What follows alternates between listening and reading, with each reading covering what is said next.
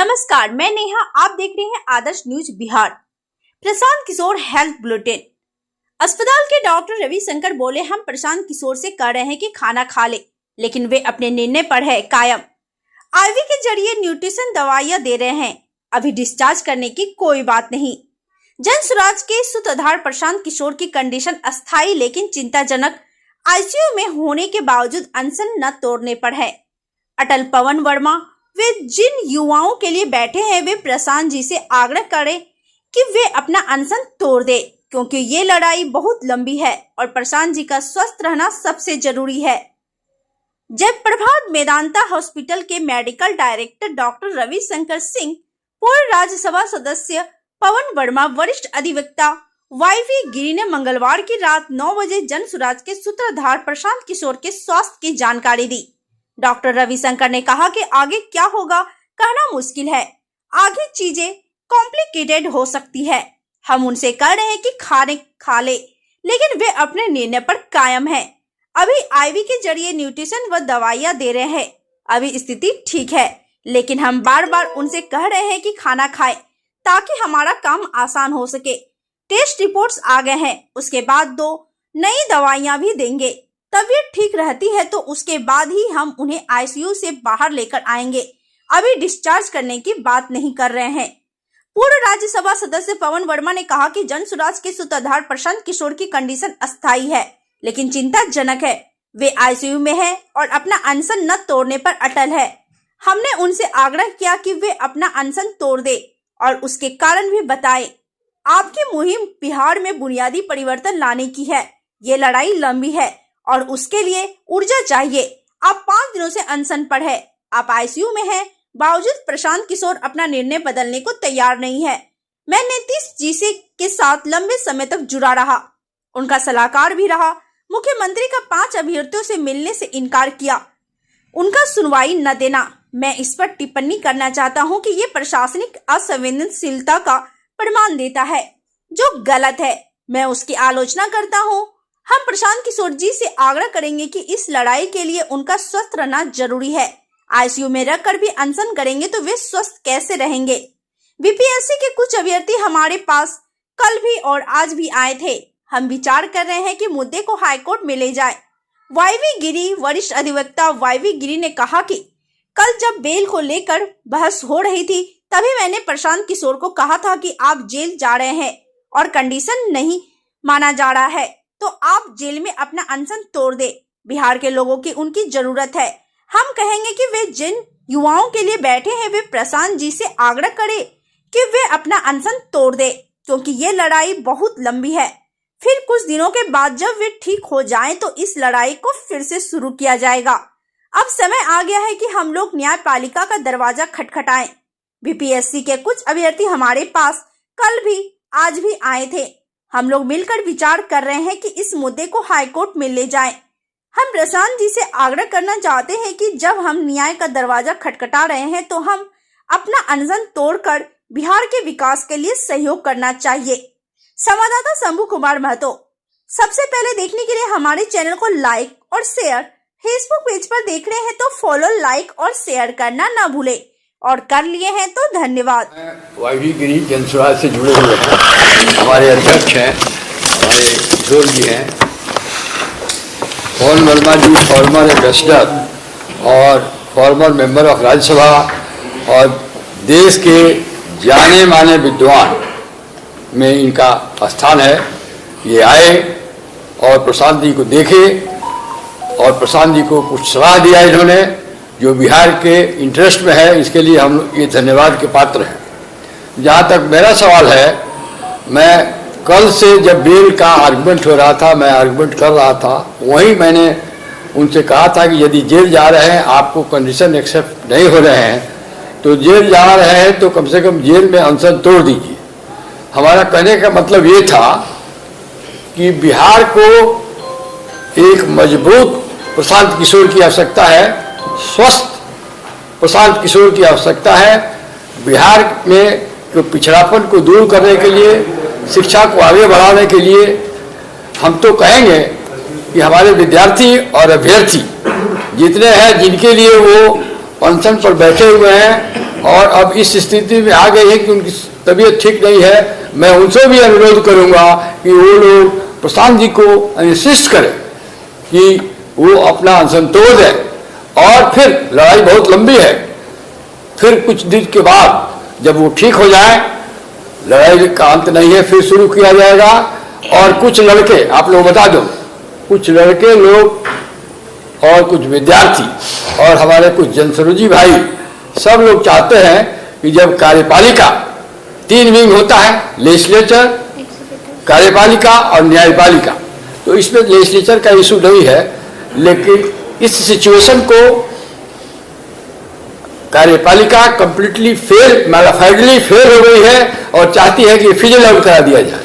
अब सिचुएशन ये आ गया है कि हम लोग न्यायपालिका का दरवाजा खटखटाएं कि न्यायपालिका सर्वोपरि है, एग्जीक्यूटिव भी उसके आंसरेबल है। और कुछ लड़के संयोग से जो अभ्यर्थी हैं वो हम लोगों के पास आए हैं, कल भी आए, आज भी आए, और हम लोग विचार कर रहे हैं बहुत शीघ्र इस इशू को सुप्रीम हाईकोर्ट में, पटना हाईकोर्ट में ले जाएंगे। और मुझे पूरी उम्मीद है कि जिस तरह का इलीगलिटी कमिट हुआ है, जिस तरह से अनफेयर मीन्स इस्तेमाल हुआ है और जो सरकार का और पब्लिक सर्विस कमीशन का रवैया रहा है, इसमें हाईकोर्ट अंदाज हम करते हैं अपने अनुभव के आधार पर हाईकोर्ट इसमें इंटरफेयर करेगा। तो हम अब प्रशांत जी से कहना चाहते हैं, निवेदन करना चाहते हैं, आग्रह करना चाहते हैं कि जब हम जुडिशरी का दरवाजा नॉक करने जा रहे हैं तो उनको जुडिशरी के आउटकम तक इंतजार करना चाहिए और अपना वचन तोड़ के बिहार के विकास में सहयोग करना चाहिए। गिरी साहब, एक सवाल ये भी है कि आज जो है बीपीएससी अभ्यर्थियों को डबल झटका बैक टू बैक हुआ है। पहला, सुप्रीम कोर्ट ने सुनवाई करने से इनकार कर दिया, और दूसरा, प्रशांत की तबीयत अचानक और भी ज्यादा बिगड़ गई है। अब क्या होगा? मैं सुप्रीम कोर्ट में एक लॉ फॉर्म गया था, वो कोई फुलिश आइडिया था। डायरेक्ट सुप्रीम कोर्ट कोई रिट पिटीशन इंटरटेन नॉर्मली नहीं करता है। आपको पहले हाई कोर्ट में जाना है, हाई कोर्ट का जजमेंट से आपको यदि संतुष्ट नहीं है तब आप सुप्रीम कोर्ट जाइए। सुप्रीम कोर्ट रिफ्यूज है, कोई मेरिट पर नहीं रिजेक्ट किया है। सुप्रीम कोर्ट ने कहा है कि आप डायरेक्टली क्यों चले आए, और आप जाइए, पहले हाई कोर्ट में जाइए और हाई कोर्ट से फैसला लीजिए।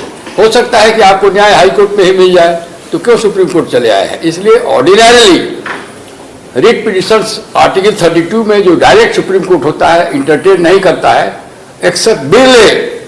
और इस पे एक लॉ फॉर्म ने PIL फाइल किया था, विद्यार्थी नहीं गए थे, कोई पॉलिटिकल पार्टी, कोई सिटीजन्स नहीं किया था। तो लॉ फॉर्म पता नहीं क्यों किस एडवाइस से जाके 32 में रिट पिटिशन फाइल कर दिया। लॉ फॉर्म को क्या ग्रीवांस हो सकता है?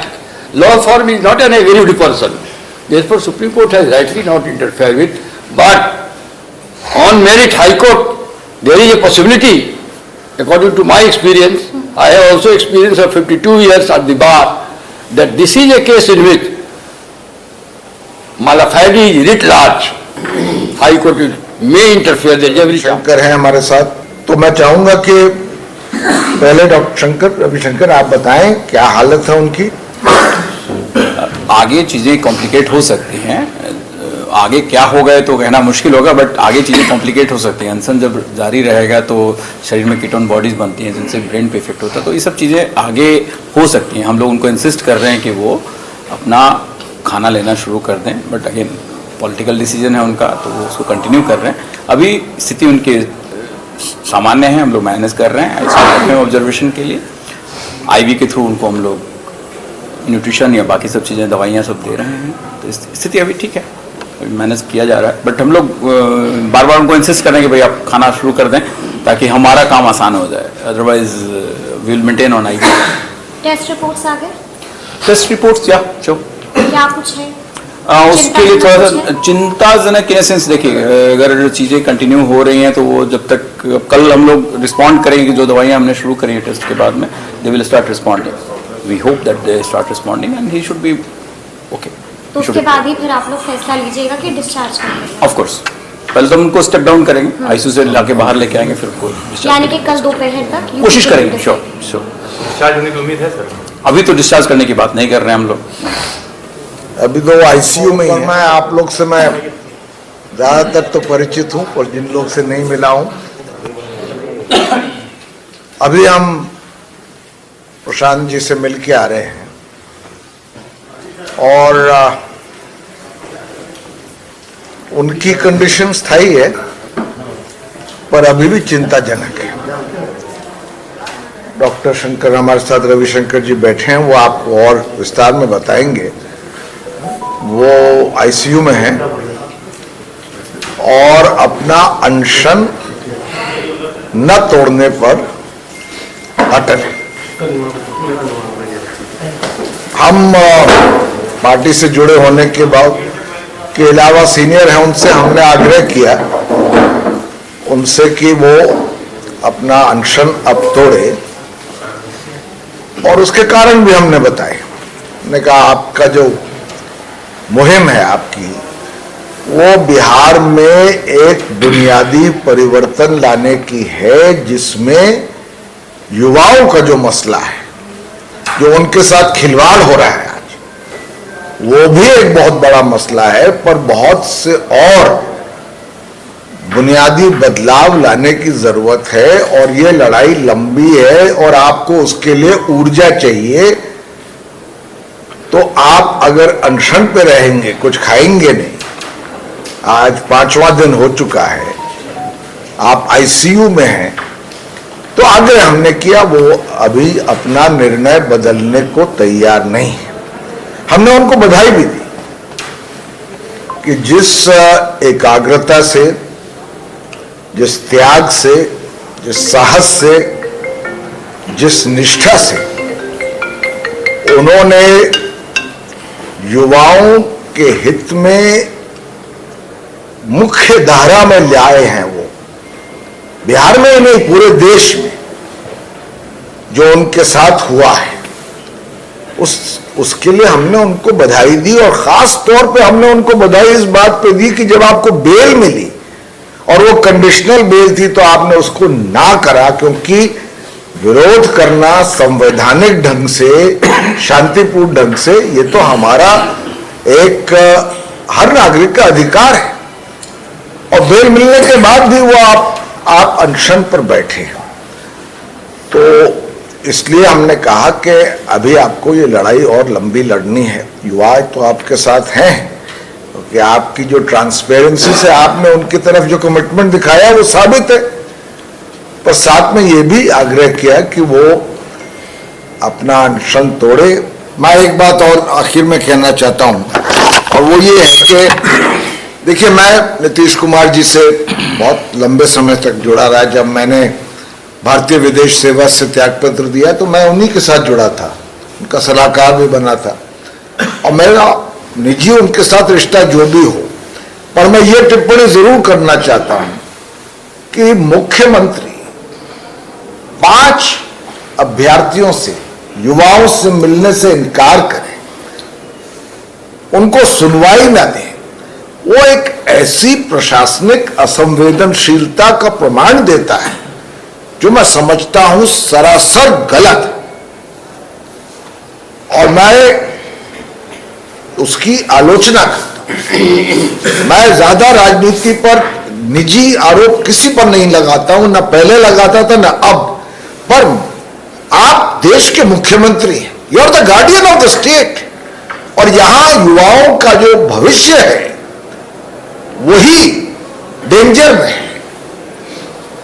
आक्रोश भी है, दुख भी है, एक सेंस ऑफ फ्रस्ट्रेशन है, और मुख्यमंत्री उनकी बातों को सुनने को तैयार नहीं।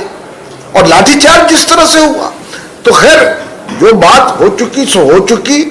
जैसे गिरी साहब ने कहा, अब हम न्यायपालिका का दरवाजा खटखटाएंगे, और अगर हमारी रिट उसमें एडमिट होती है तो हमारी ये कोशिश होगी, हम एक बार पुनः आग्रह करेंगे प्रशांत किशोर को कि उनकी पूर्ण ऊर्जा, अभी बिहार में बहुत बड़ी लड़ाई है, एक बुनियादी परिवर्तन जैसे मैंने कहा करना है। उस लड़ाई के लिए उनको हर तरह से स्वस्थ रहना है, और इस लड़ाई को आगे ले जाने के लिए भी स्वस्थ रहना है। आईसीयू में अगर रहेंगे या अगर अनशन करेंगे तो ये लड़ाई कैसे लड़ेंगे?